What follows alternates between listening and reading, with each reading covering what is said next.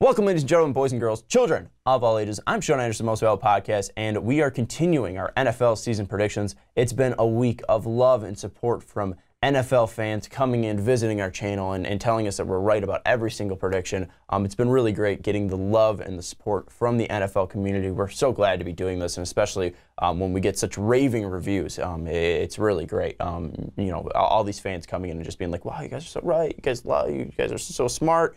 You guys are so handsome." It's really great. And I'm glad that now today I get to come in and talk about the Cowboys, a team that in a fan base that has just been so supportive of me, so kind to me throughout the years. It's just a great organization that I truly respect. But we're gonna go in. And go through all 16 games and give you a win-loss record for all of them. We'll tell you, where they're going to win, where they're going to lose. So let's jump into it with Week 1. Cowboys taking on the Panthers. It's going to be in Carolina. I think that's going to be the biggest thing for Carolina and why they get the win. Very similar teams. Dallas has a decent defense. Carolina's defense is better. However, I think that you look at Dallas, they have a better offense. Obviously, the offensive line, there's a victory there.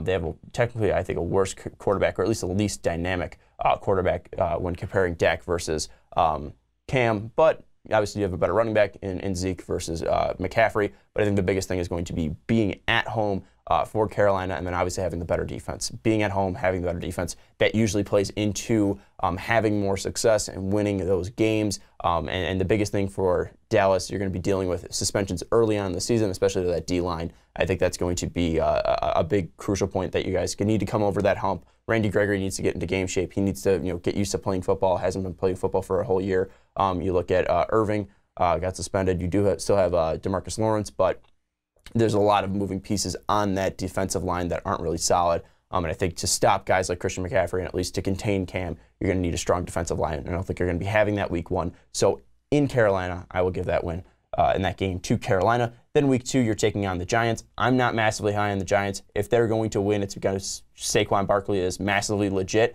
and Odell Beckham is 100% healthy. That's going to be the biggest way that they win. But Week 2, it's going to be a lot of question marks about this Giants team, and also this defense for the Giants I don't think is too great. I'm not too high on this Giants defense, especially with the whole controversy they had last year with Eli Apple and just the mess of a team that was last year. It's going to be tough for them to overcome that right away. I will give Dallas the win at home in Week 2. Then you play the Seahawks. They're a mess of a team. I mean, obviously, they're dealing with injuries. Doug Baldwin goes down. Then you look at Earl Thomas, who wants to come and play for the Dallas Cowboys. He might not even be out there. It's an easy win for Dallas for me. I know that Seattle's been such a great team consistently throughout the years, but I think this is finally the year that they fall. I think that you guys are going to be able to take advantage of that. I'll give the win to Dallas. Week 4, this one's a toss-up. It is in Dallas, which is going to play into your favor, but the secondary of your team isn't that great. I don't love your secondary. There aren't really those playmakers that jump out to me off the page and really stick out to me. It is young and it's getting better. I will give you that. But I think coming in and going up against a guy in Matt Stafford who has Golden Tate, Marvin Jones, guys that he can hit consistently on the outside, I think this is going to be a win for the Lions. You guys typically play very close. The Cowboys and Lions have had some great games throughout the years. I think it's going to be a close one, but Matt Stafford has proven that he is a clutch quarterback in the fourth quarter. If the Cowboys do win, it's going to be because of Zeke. This Lions pass rush is fairly good, but their run defense isn't great. So if you're going to win, it's going to be because of Zeke, but I'm going to give this toss-up to the Lions because of Matt Stafford's ability in the fourth quarter. So I will give it to the Lions. Then in Week 5, you're going to Houston to play the Texans. I already talked about this one. I think Houston's defense is massively impressive, and especially getting rid of Mike Vrabel, having Romeo Crennel now take over again the DC spot. And if J.J. Watt and Jadeveon Clowney are healthy, there's going to be massive pressure on Dak. He's going to be pressured, looking to pass, and he's probably going to turn the ball over. And also with the Cowboys, at least defense, having Deshaun Watson on the other side, having DeAndre Hopkins, having Lamar Miller, it's going to be tough to stop and contain them. Being in Houston, I'm going to give the win to the Texans. Then in Week 6, you're taking on the Jaguars. Monster of a defense right there. I think the Jags are going to be able to stop Zeke, and that's going to slow down this offense. If Zeke's not working, that means this offense not going to be working. We saw what Dak did without Zeke last year, and it wasn't impressive. This was a team that went to the AFC Championship game almost went to the Super Bowl. I think this is going to be a win for the Jags. And then week 7 before the bye, you're taking on the Redskins. I am not high on the Redskins. I do not like the Redskins. I do not think this is a team that is going to be that great this year. I think with Alex Smith being, I'm going to say a game manager. I know people get pissed off at that. I still think he is a game manager. I don't think he is that guy that is going to ever lead a team to a Super Bowl. Even that fact, I don't think he's ever going to take a team to the a championship game, either the NFC or AFC championship game. I don't think he's that type of quarterback. I think he's a guy that fits into a system. He does enough to impress people, but he's never going to do enough to really wow people. And I think the Cowboys will be able to take advantage of that. I think Zeke, Dak will be able to take advantage of this Redskins defense, and it's going to be a win for the Cowboys. Week 8 is the bye. Then week 9, coming off the bye, you're taking on the Titans. They're also coming off their bye. It is Monday night in Dallas. I'll give it to Dallas. This is a Titans team that did make the playoffs last year. They do have a great quarterback in Marcus Mariota. Obviously, that line is great as well, dishing out a lot of money to Taylor Lewan, and this defense was decent last year. There's some playmakers on that team, but I don't think that Titans are going to be massively improving this year. I think they're going to stick around where they were, and especially being in Dallas coming off a bye, you're going to be well rested. You're going to have these players coming back from injuries. You're going to have these players coming back from suspensions as well. They'll be coming back around week 5, but at least coming back and not playing the Texans, not playing the Jags, and finally getting 3 weeks to work back into this team. I will give it to the Cowboys. Then the next week, you're taking on the Eagles in Philadelphia, and Philadelphia is coming off a bye. That is the worst type of game for the Cowboys. The Eagles are a better team. Now they're going to be well rested and at home. And it's an Eagles versus Cowboys game. It's going to be an easy win for the Eagles in week 10. Then in week 11, you're taking on the Falcons in Atlanta.